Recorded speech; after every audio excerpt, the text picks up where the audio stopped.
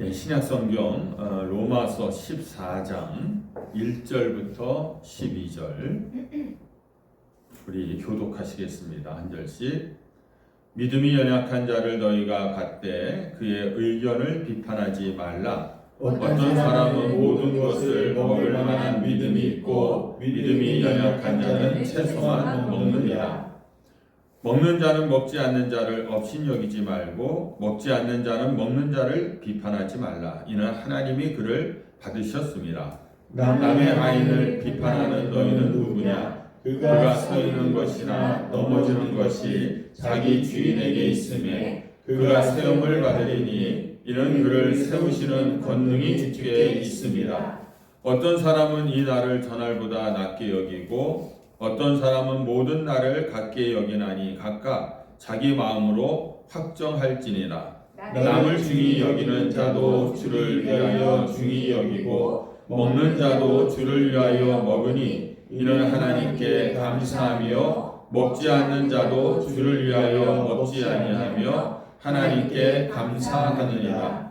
우리 중에 누구든지 자기를 위하여 사는 자가 없고 자기를 위하여 죽는 자도 없도다. 우리가 살아도 주를 위하여 살고 죽어도 주를 위하여 죽나니 그러므로 사나 죽으나 우리가 주의 것이로다. 이를 위하여 그리스도께서 죽었다가 다시 살아나셨으니 곧 죽은 자와 산 자의 주가 되려 하심이라. 내가 어찌하여 내 형제를 비판하느냐? 어찌하여 내 형제를 업신 여기느냐? 우리가 다 하나님의 심판대 앞에 서리라. 기록되었으되 주께서 이르시되 내가 살았노니 모든 무릎이 내게 꿇을 것이요 모든 혀가 하나님께 자백하리라 하였느니라. 이러므로 우리 각 사람이 자기 일을 하나님께 짓고 하리라. 아멘.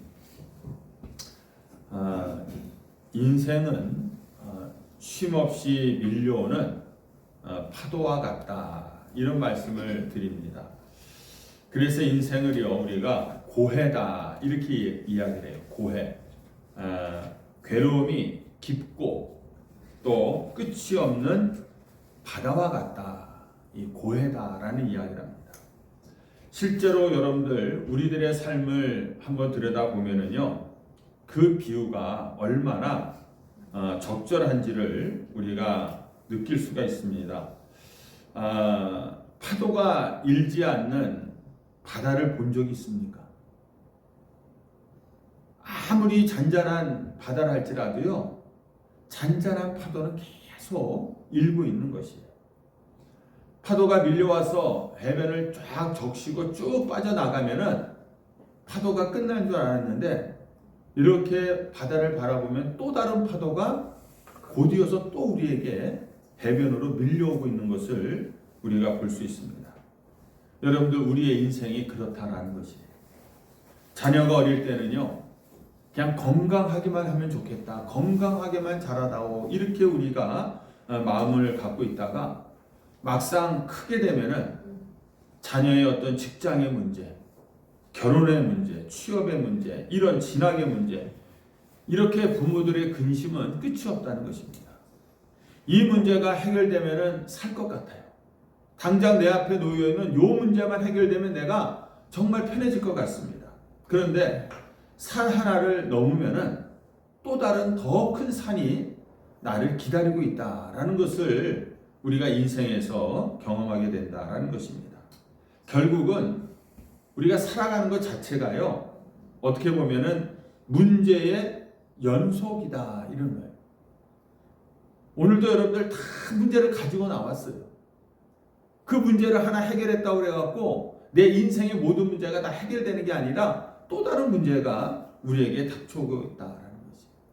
그래서 세상에는요 문제 없는 사람도 없고요 문제 없는 곳도 없습니다. 모든 것이 다 문제인 거예요. 이런 의미에서 교회는 여러분들 이렇게 생각해야 돼요. 교회는 천사들의 모임이다라고 생각해서는 안 돼요. 천사들의 모임이 아니라 환자들의 병원이다, 이렇게 생각해야 돼요. 다 문제들을 가지고 있는 거예요. 다 문제들을 가지고 있는 사람들이 한 군데 모여 있는 곳이 교회다, 이렇게 우리가 교회를 다시 한번 재정립해서 바라봐야 된다라는 것입니다. 그런데 많은 사람들이 교회를 어떤 기대를 가지고 있습니까? 세상은 몰라도 교회는 문제가 없어야 된다. 항상 교회는 은혜가 충만해야 된다. 교회는 늘 평안해야 된다. 이런 생각을 가지고 교회에 나오고 있다라는 것이에요. 그러니까 여러분들, 교회 현실은 환자들의 병원인데 문제들만 다 가지고 나온 사람들인데, 나온 사람들이 교회는 늘 문제가 없어야 되고 평안해야 되고 은혜로워야 된다고 하니까 신앙생활이 어떻겠습니까? 얼마나 힘들겠어요. 그러면서 내가 생각했던 교회가 아닌데 하고 떠나는 거예요. 내 마음에 안 맞으니까 다 떠나버리고 마는 것입니다. 그리고 내 마음에 맞는 교회를 찾아다니려니 교회를 순례하는 그런 인생들을 살고 있는 분들이 많이 계시다라는 거예요. 하지만 오늘 본문의 이 배경이 되는 초대교회예요, 여러분들. 로마 교회입니다. 교회에서 이런 얘기 많이 하죠. 초대교회로 돌아가자. 초대교회는 문제가 없다고 생각하나 봐. 초대교회 이 로마 교회는요, 사도 바울이 그토록 아끼던 교회였어요. 그럼에도 불구하고 이 로마 교회 안에 심각한 어떤 내부적인 갈등을 지금 겪고 있다라는 것을 오늘 이야기합니다. 당시 이 로마 교회 안에는요, 서로 다른 문화, 서로 다른 배경으로 가진 사람들이 모여 있는 거예요. 여러 종류의 사람들이 모여 있는 거예요. 그 중에 대표적인 건 누구냐면요, 율법을 중시하는 유대인 그리스도인들. 유대인들인데 그리스도인으로 거듭났는데 율법을 그들은 평생 동안 믿고 섬겨왔잖아요. 그러니까 율법을 중시하는 유대인 그리스도인들. 또 다른 사람은 자유로운 이 세상의 배경에서 살다가 예수를 믿은 이방 사람들. 그런 사람들이 로마 교회에 하나 들어와 있는 것입니다. 같이 신앙생활 하다 보니까요, 사소한 일로 부딪히기 시작하는 거예요.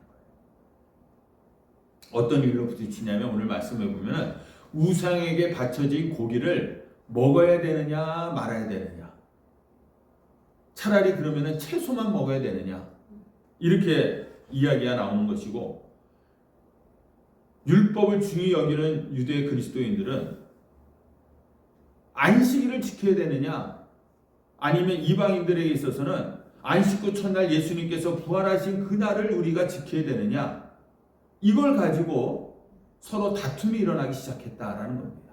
모든 게요, 사소한 문제부터 시작해갖고 다툼이 일어나면은 이게 커지기 시작하면 심각한 내부적인 갈등으로 이어지게 되는 것입니다. 여러분들, 그런데 중요한 거는요, 우상에게 바쳐진 고기를 먹냐 마느냐, 안식일을 지키냐 주일을 지키냐, 이것이 구원과 관련되어 있는 문제입니까? 무슨 진리와 관련되어 있는 문제입니까? 아니라는 것이에요. 이건 싸움의 본질이 아니라는 것입니다. 근데 이런 문제를 가지고 오늘 보니까 이 교회 안에서 서로 비판하고 정죄하고 그리고 서로의 마음의 문을 닫아버리는 거예요. 저런 사람하고는 나는 신앙생활 같이 할 수 없어. 어떻게 저렇게 신앙생활을 해? 이렇게 비판하면서 자신들의 공동체에서 그 사람을 제외시키는 겁니다. 왕따리 시키는 겁니다. 여러분들, 오늘날 우리의 교회들을 바라볼 때에 과연 우리가 이런 모습은 우리 교회는 없다, 이렇게 이야기할 수 있겠습니까? 특히 어떤 이름 있는 큰 교회나 대형 교회들을 우리가 바라볼 때에 과연 이런 부분들은 우리가 없는가 생각해 볼 때에 어느 교회나 초대교회도 있었고 오늘날 한국교회도 여전히 남아있는 것들이다라는 것이에요. 바울이 로마 교회 안에서 이런 갈등이 일어나니까 거기에 대한 해결책을 제시합니다. 단지 오늘날 우리 안에 있는 그런 문제들이 발생했을 때에 해결책이 뭐냐? 그냥 참으십시오라고만 말하고 있지 않다는 거예요. 참는 게 어떤 해결책은 아니다라는 것입니다.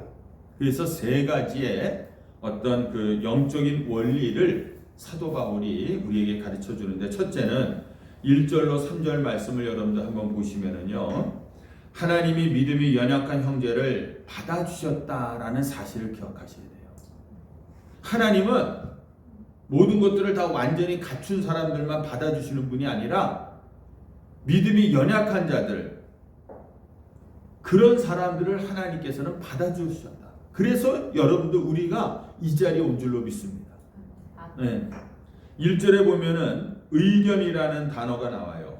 의견. 1절 보시면은 믿음이 연약한 자를 너희가 받되 그의 의견을 비판하지 말라. 의견이라는 단어가 개역 한글판에서는요, 의심하는 바, 의심한다라는 얘기로 나옵니다.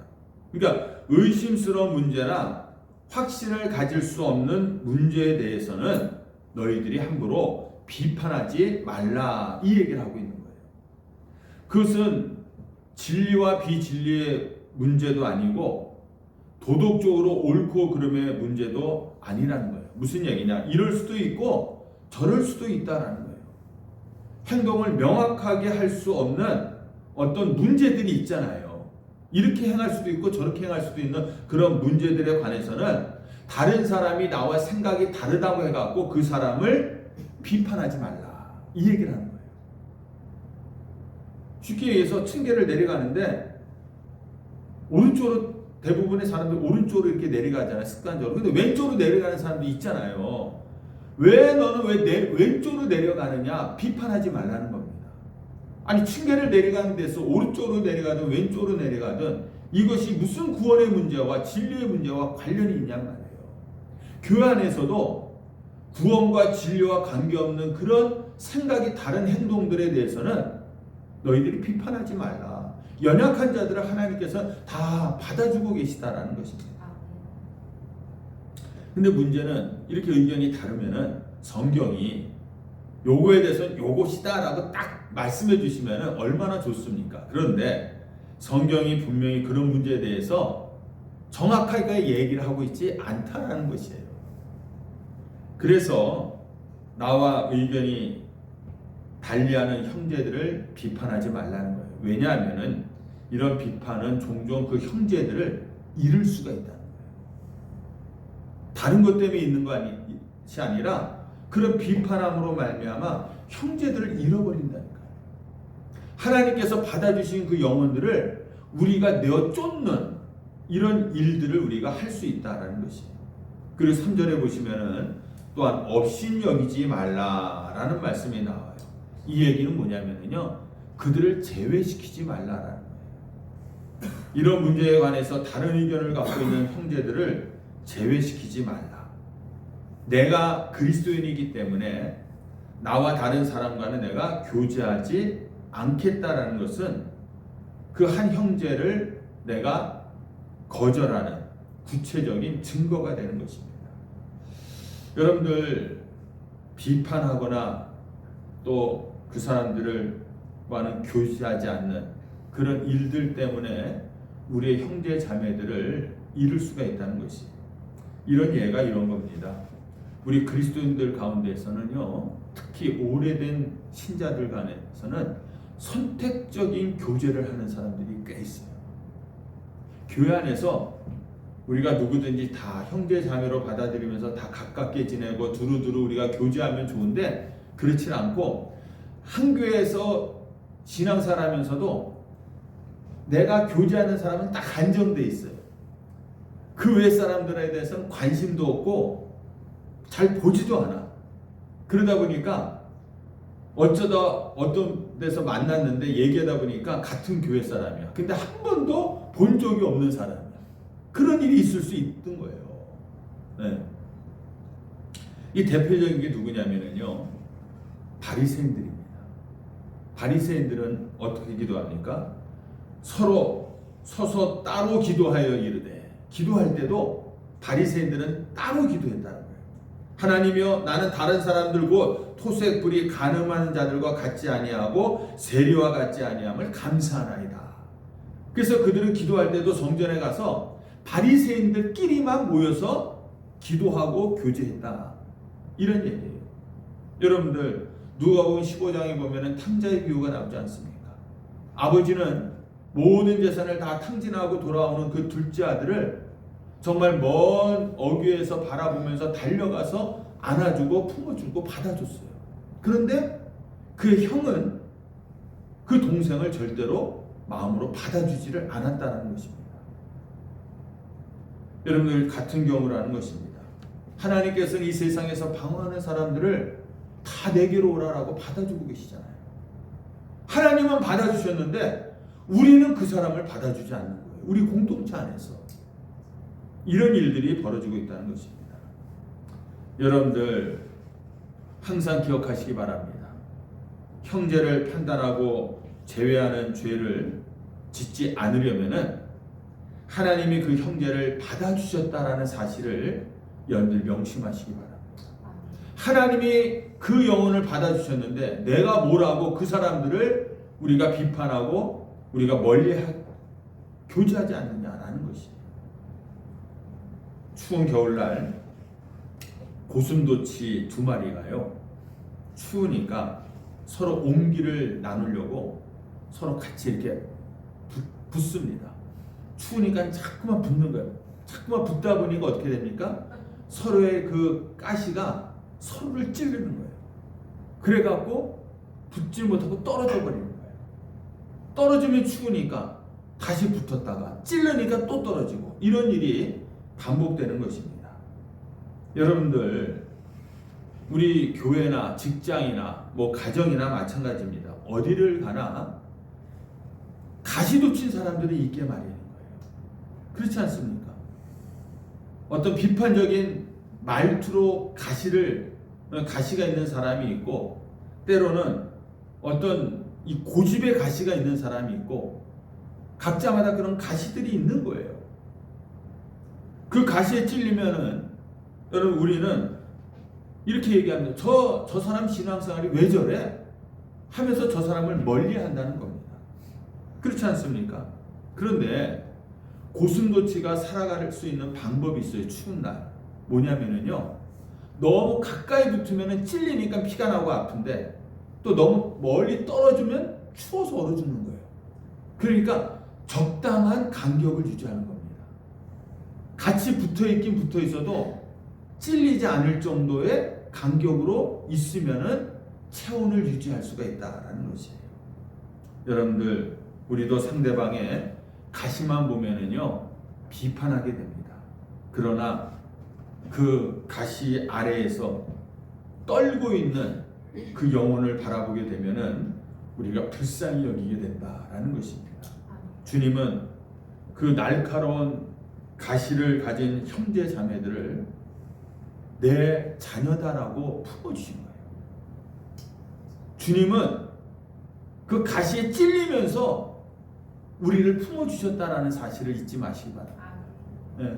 우리는 가시에 찔리면 아프다고 멀리하지만 주님은 그 가시에 찔리면서 아프면서도 더 세게 우리를 품어주셨다라는 것이에요. 그렇기 때문에 우리가 그들을 비판할 수가 있겠느냐라는 것입니다. 이 연약한 자들을 품을 수 있는 그런 예수의 마음을 여러분들이 품으시기를 주님의 이름으로 축원합니다.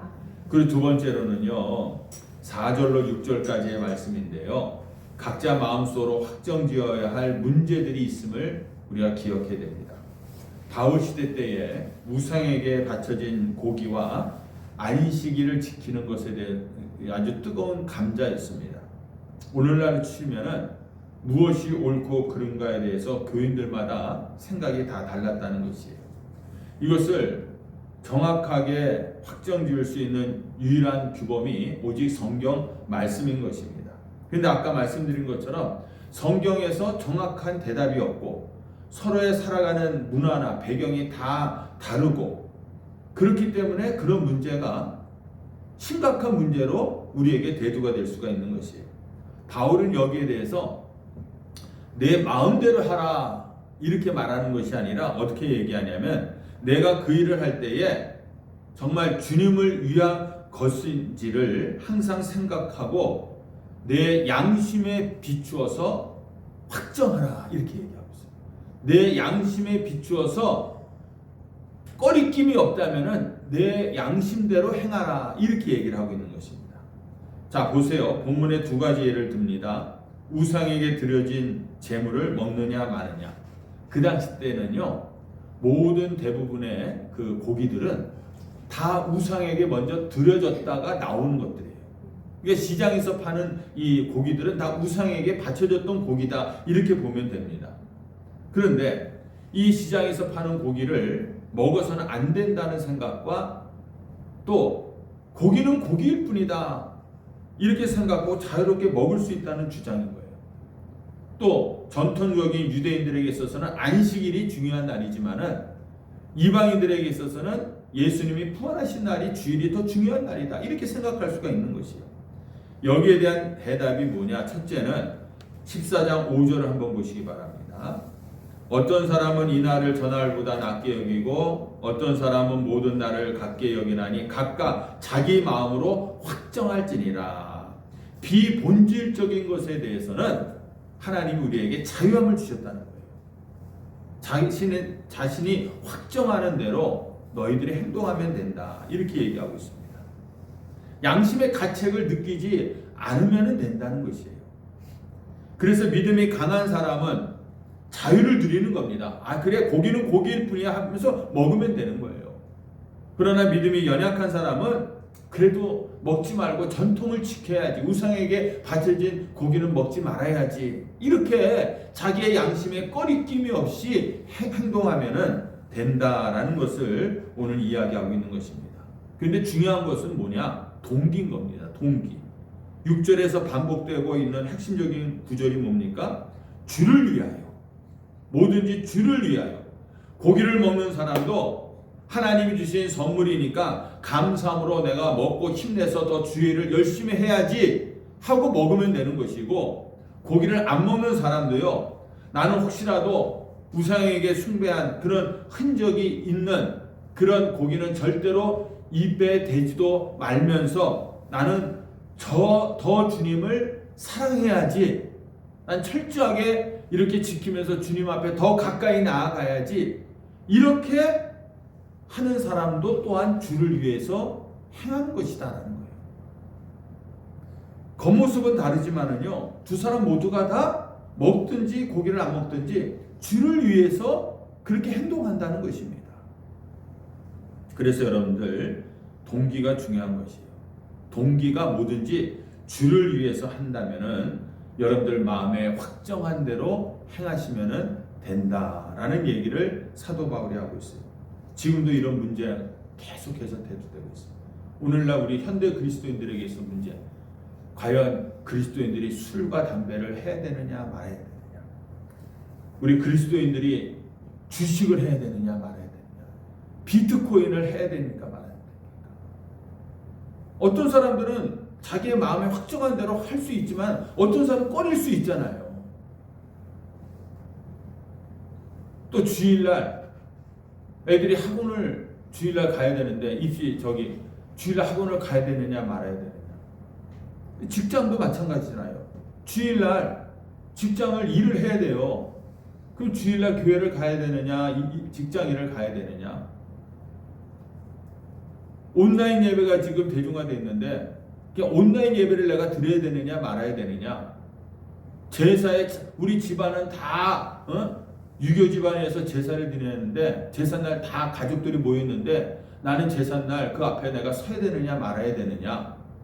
이런 문제들이 우리에게 있잖아요. 근데 거기에 대해서 하나님이 너희들이 주를 위해서, 그 동기가 주를 위한 것이라면은 너희 양심에 가책이 없는 대로 행하라.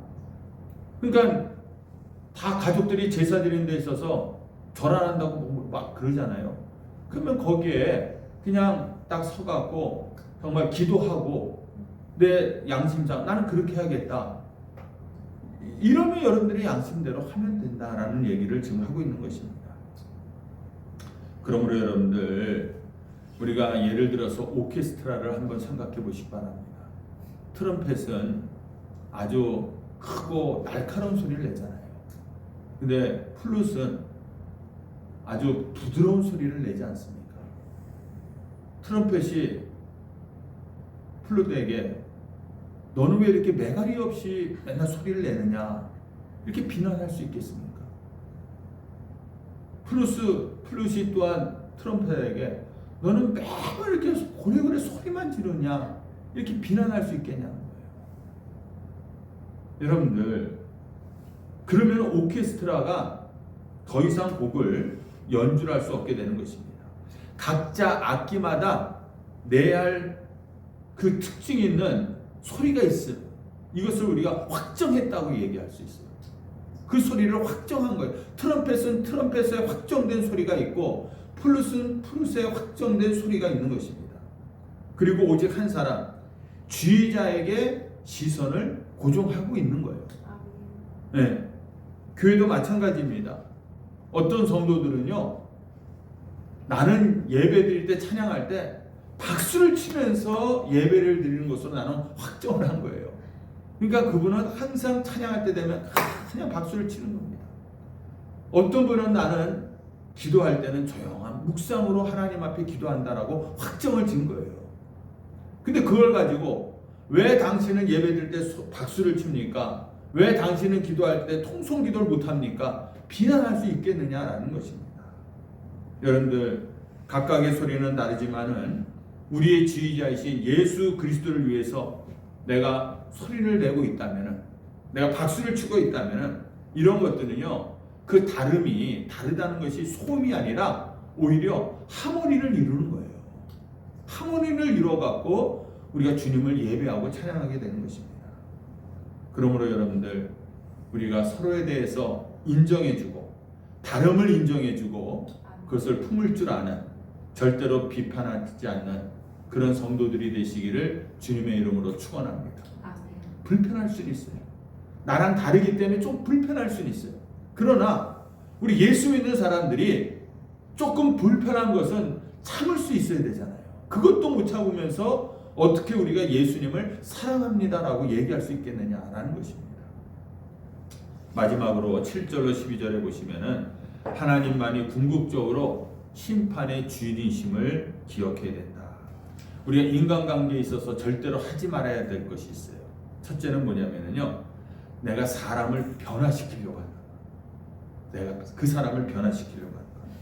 많은 이 사람과의 인간관계에 있어서 비극은 뭐냐면요, 내가 저 사람을 바꿀 수 있다라고 착각하는 데서부터 시작됩니다. 자식을 바꿀 수 있어요? 암만 어렸을 때 뭐 두들겨 패고 교육을 시킨들 그 자식이 변화됩니까? 스스로 변화돼요.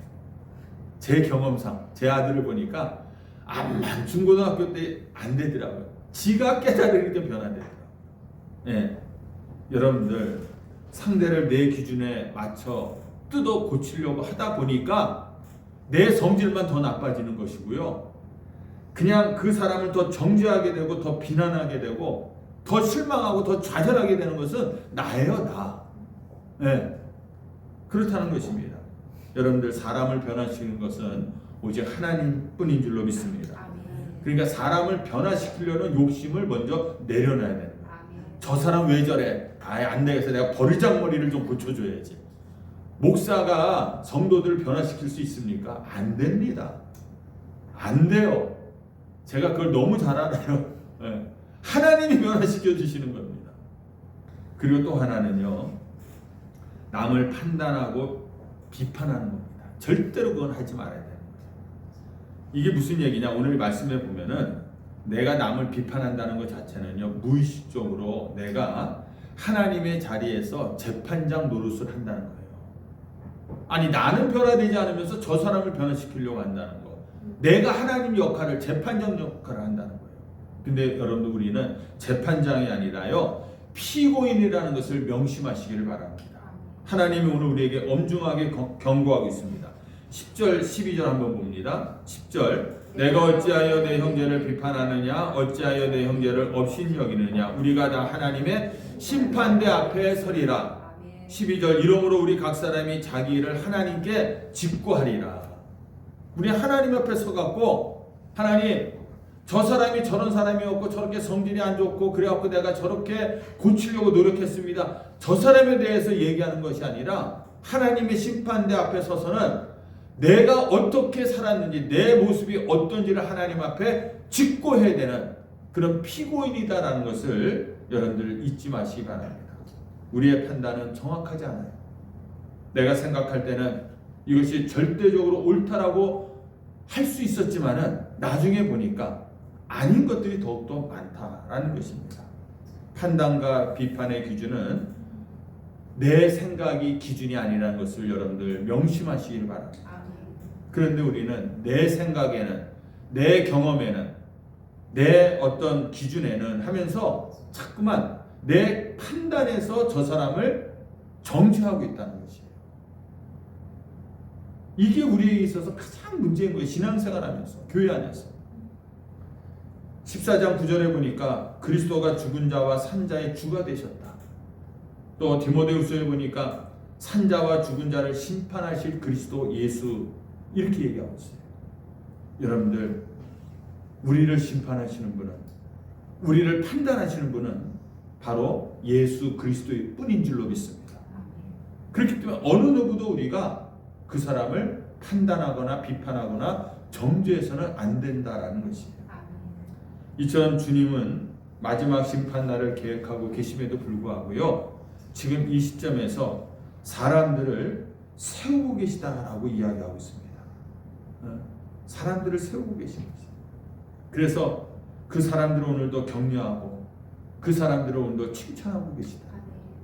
우리가 상대방을 비판하고 판단하는 자가 아니라 우리들도 그렇기 때문에 격려하고 사랑해야 될 대상들이다라는 것을 잊지 마시기 바랍니다.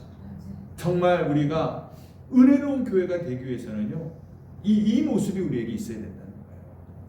항상 상대방을 먼저 배려하고 그 상대방을 이해해 줄 수 있는 마음들, 정말 비판하고 싶은 마음들, 정죄하고 싶은 마음이 정말 저건 왜 저래라고 막 욕이 나오고 싶은 마음들이 여기까지 올 수는 있어요. 그럼에도 불구하고 그것을 참을 때, 저 사람도 그래도 주님이 사랑하는 자, 이런 마음으로 저 사람들을 우리가 참고 인내할 때에 그때 신앙이 성숙해지는 거예요. 하나님의 말씀을 줄줄 외우고 기도 많이 하고 이런다고 해갖고 우리의 신앙이 성숙해지는 것이 아니라, 그런 마음이 일어날 때마다 하나님의 말씀을 생각하고 예수님을 생각하면서 참고 내 마음속으로 사귈 때에 그때 우리의 신앙이 자란다니까요. 그때 교회가 은혜스러워진다니까요. 한마디씩 해보기 시작했어요. 그럼 이 사람도 지렁이도 밟으면 꿈틀한다고, 그 사람 너는 이러고 나옵니다. 그러면 그때부터 교회는 이제 개판 5분 전이 되는 거예요.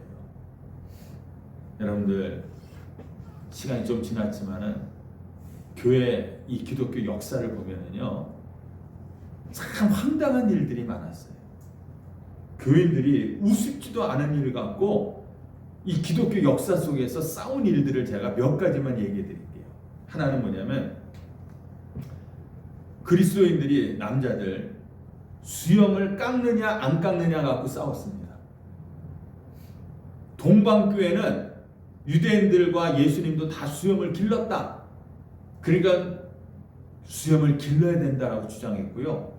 서방교회는 수염을 깨끗이 깎는 것이 어떤 순결함과 청결함을 주님 앞에서 드러내는 모습이다 해갖고 수염을 깎아야 된다 해갖고, 동방교회와 서방교회가 갈라진 이유 중에 하나가 그 수염이었다니까요. 수염 갖고 싸웠어요. 또 하나, 성찬에, 우리 성찬할 때 빵에 효소를 넣느냐 마느냐, 이걸 가지고 싸웠다는 거예요. 동방교회는 누룩은 생명을 상징하고 부활을 상징하는 것이니까 이스트를 넣은 빵을 가지고 성찬식을 해야 된다. 서방교회는 예수님이 성만찬 때 누룩 없는 빵을 가지고 성만찬 했으니까 누룩 없는 이스트를 집어넣지 않은 빵을 가지고 해야 된다. 이걸 가지고 허구한 날 싸웠다는 거예요. 그렇다니까요. 그러니까 우리가 싸우는, 교회 안에서 싸우는 것들이 구원과 진리와 상관없는 것 가지고 대부분 싸우고 있는 거예요. 더 황당한 거 얘기해줘. 계란을 깔 때 이렇게 계란 보면 약간 조금 더 뾰족한 부분이 있고 좀 뭉퉁한 부분이 있잖아요. 뾰족한 부분을 먼저 깨느냐 밑에 부분을 먼저 깨느냐, 이걸 가지고 싸웠다는 거예요.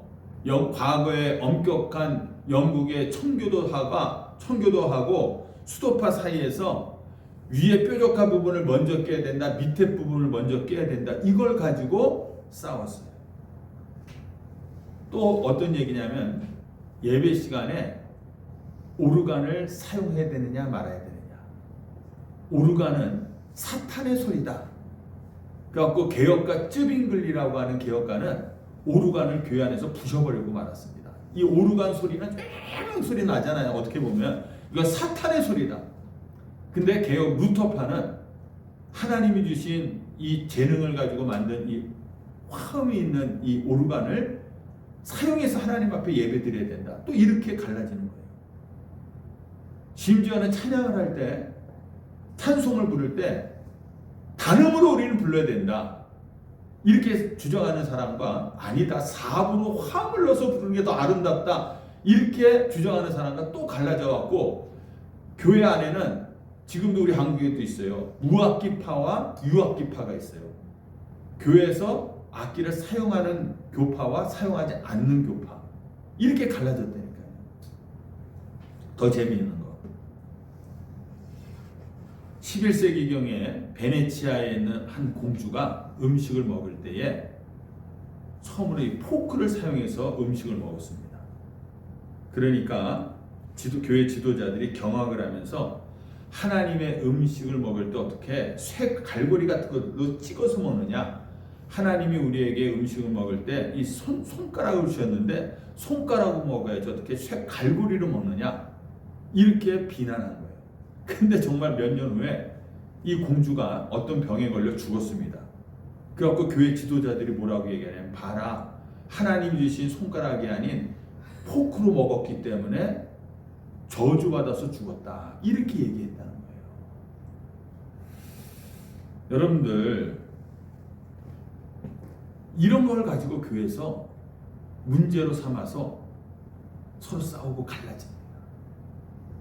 오늘날 우리에게 있어서 문제들은 뭘까? 아직까지 이런 얘기가 있어요. 이게 흐름이기 때문에 어떻게 할 수 없는데, 교회 안에서 성경책을 안 보고 PPT로 다 띄워주잖아요. 그러니까 교인들이 성경책을 안 가지고 다닐 뿐만 아니라 안 봐. 요때만 보니까 그걸 가지고 얘기가 있었어요. 교회 안에 어떻게 교회 어떻게 성경책을 안 갖고 오느냐, 그랬었잖아요. 그런 부분이. 요즘에는 어떤 분위기예요? 다 핸드폰에 성경책이 있잖아요. 그러니까 그 성경 말씀 보시겠습니다 하면 젊은이들은, 웬만한 사람들은 또 성경책 안 갖고 오니까 핸드폰을 딱 열어갖고 그걸 봅니다. 그걸 가지고 비난하는 사람들이 있어요. 지금도. 네. 강대상에 올라올 때에 신발을 벗고 올라오느냐 신고 올라오느냐. 제가 예전에 어느 교회에 헌신 예배 가서 이제 밑에 있잖아, 올라오시겠습니다 목사님 올라왔잖아요. 올라오는데 구두를 신고 올라왔어요. 올라왔더니 기겁을 하는 거예요, 목사님이. 그러면서 이 신라와 이제 그러는 거예요. 자기네는 성단에 올라올 때 이 신발 신고 올라왔다면 큰일 나는 거였어. 근데 난 모르니까 그냥 뻐적뻐적 신고 올라왔다가, 이런 일들.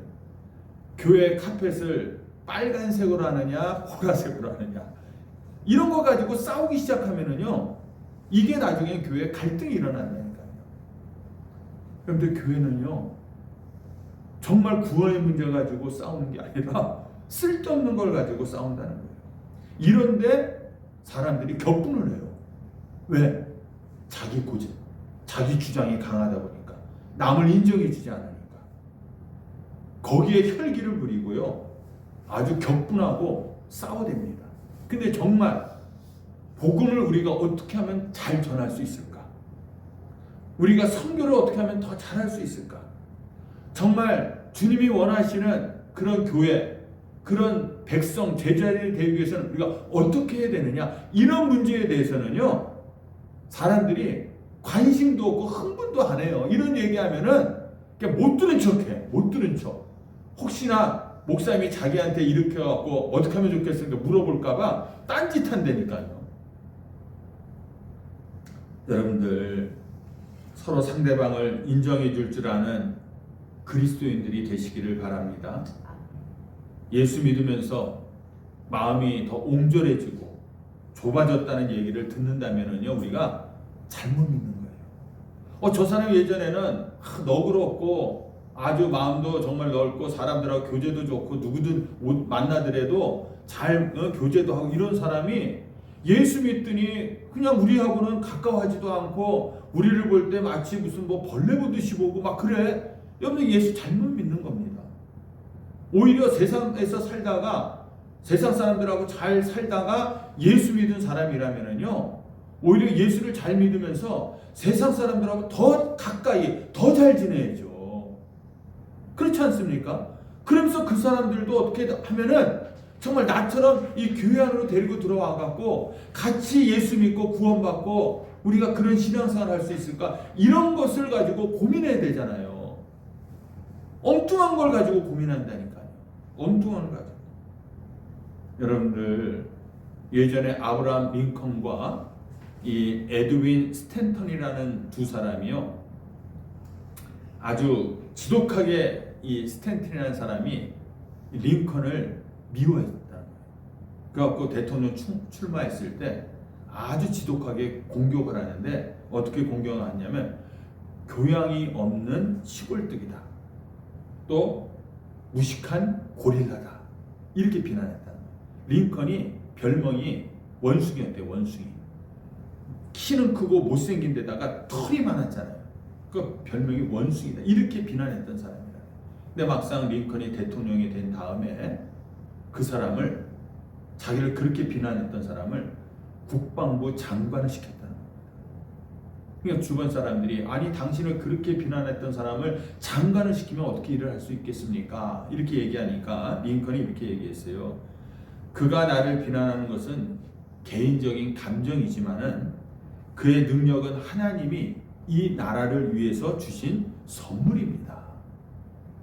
그러니까 자기를 그렇게 공격하고 비난하는 사람도 그가 인정하고 받아들일 줄 아는 그런 사람이었다는 거예요. 나중에 링컨이 암살당해서 죽으니까 가장 통곡하면서 미국의 가장 위대한 대통령이었던 사람이 죽었다라고 그렇게 슬피 울었다라는 것입니다. 여러분들 신앙생활도 마찬가지입니다. 예수님을 우리가 정말 사랑하면은요, 어떤 사람들과도 문제를 극복할 줄로 믿습니다.